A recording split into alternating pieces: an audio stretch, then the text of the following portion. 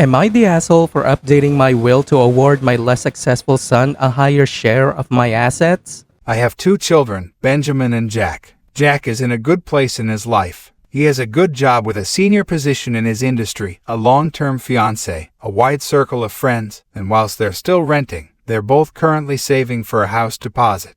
Benji, on the other hand, despite being the oldest, has not done as well in life. Benji has never had a girlfriend or a boyfriend, and has no friends that he visits. He did give university a try, but left both times in his first year due to anxiety. Today he chooses not to work. Benji and I have been living alone together for the last 6 years now, and I support him financially. I know that the situation is not ideal, however I've long since come to terms with the fact that Benji is a square peg trying to fit into a world of round holes, and as I'm getting older, I'm happy for his company. It's an arrangement that suits us both. I'm starting to get on in years, and recently my thoughts have turned to my children and what they will do after I'm gone. A few months ago I decided to update my will and asked Jack for a meeting to address the changes. I let him know that in my updated will, almost all of my assets, both cash and property, will go into Benji. However, I'll be giving him a cash amount to help with his house deposit.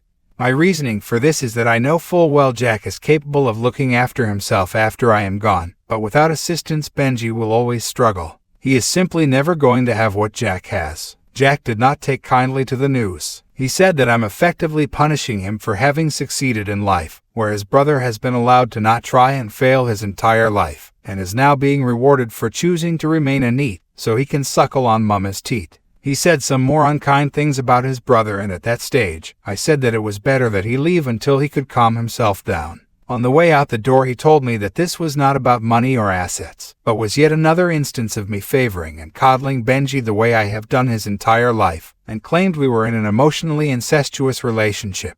I told him to get out. This all went down 3 months ago, and since then, Jack will no longer accept my calls. He ignored my 66th birthday outright, not even a card, and at this stage I am not expecting to see him at all for Christmas, so it's going to be just me and Benji as usual. Other family members have since become aware of the drama and are telling me that my decision is wrong, and that by doing this, I am driving a wedge further between Jack and Benji when their relationship is already strained. Am I the asshole for my decision? I love both my children equally.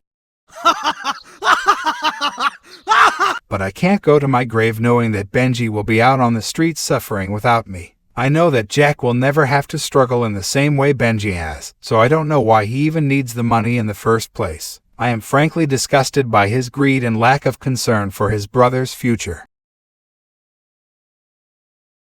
My wife left me for another man, and after he got her pregnant, he left her. 9 months later, she showed up at my door. So my wife and I were married for 6 years and together for 9 when she left me. We were high school sweethearts, and I thought we had an amazing relationship. We were one of those couples that everyone was jealous of. I was head over heels for her, and I thought she was for me too. We had always talked about having a family, and for the first 3 years of our marriage, we were actively trying. However, we found out that I was infertile and we were devastated. It sent my wife into a depression, and for a while, I thought our marriage was going to fail. It was a really rough time for us. However, we eventually came to the decision that we would try to save up for in vitro fertilization, and that if that didn't work, we would look into other options. So we spent the next 2 years saving up every penny we could. It was hard, but we both really wanted children. I thought we were doing really well, and I thought that our marriage was stronger than ever. We finally had enough money to undergo the procedure, and we were just about to make an appointment, when my wife told me that she was having second thoughts. She said that she was worried that she would not be able to love a non-biological child as much as a biological one. I told her that I understood her concerns, but that I thought we should try anyways. She said she needed time to think about it.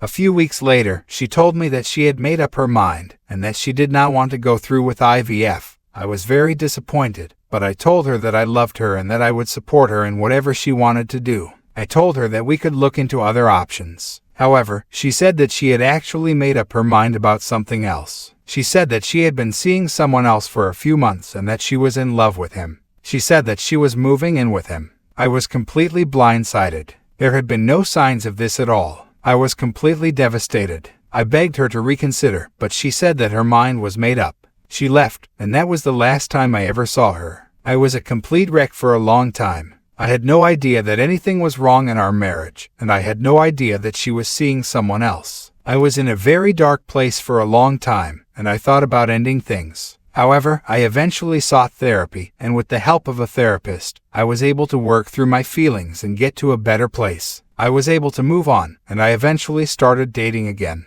However, I still thought about my ex-wife from time to time, and I always wondered what had happened to her. I had no way of contacting her, as she had changed her phone number and all of her social media accounts. So I was completely shocked when, 3 years after she left me, she showed up at my door. At first, I thought she was there to apologize for what she had done to me, but then I saw that she was holding a baby. She said that she needed to talk to me. She had a baby from him and he dumped her after she gave birth. She is begging me to take her back and I don't know what to do.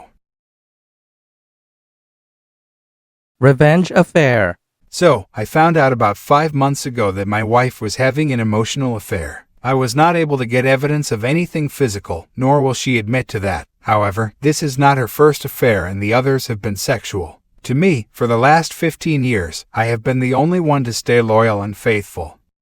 By the end of this, you are going to be crying like a little bitch.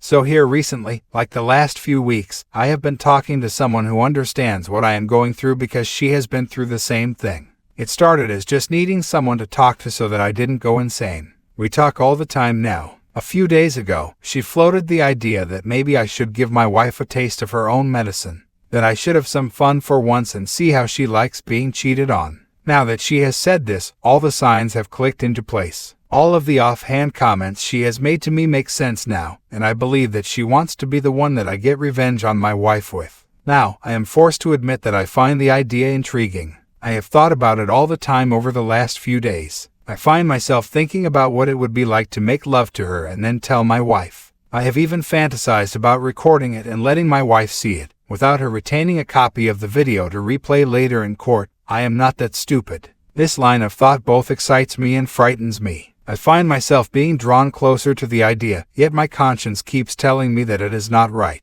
That no matter what she has done, I cannot let myself stoop to that level and dishonor myself that way. That I should never want to inflict that kind of pain on my wife even though she has done it to me on multiple occasions. My wife says that she wants to fix things and change her ways. To her credit, she genuinely seems to regret what she has done. But she also showed regret after the first 2 affairs in our marriage. I also continue to find things that she lied to me about or hid from me, albeit they were all things from before I discovered the affair, nothing since then. Should I cut loose for once in my life and do what feels good, or should I stay the course and not give in to this desire? Do I give her a taste of her own medicine, or do I keep to the high ground? By the way, this is not a should I leave or should I stay post. I am weighing my options and discussing things with my wife. She is well aware that I have not decided whether or not I will stay with her. This is a moral question of an eye for an eye versus turn the other cheek. So, I did withhold a piece of information on this story because I wanted to get most people's honest responses about the situation without taking into account this one sensational piece of info. So, the woman that I have been talking to, who is encouraging me to have the revenge affair and hinting that she wants to be that partner, she doesn't know who my wife is or who my wife's affair partner is. The truth is that this woman is the mother of my wife's affair partner. Her son is the one that was having an affair with my wife. So when I say revenge affair, it is against not just my wife, but against her affair partner as well. Yes, I sought her out to befriend her so that I could eventually reveal to her that her son was the piece of shit that helped my wife do this. No, I had no intentions of developing anything more than a friendship. Yes, the revenge affair as well as the hints to it being her has been entirely her idea. She sent me nudes and I have to say that I know why my wife's affair partner's dad died. He fucked himself to death being married to her. Thoughts on this new piece of info?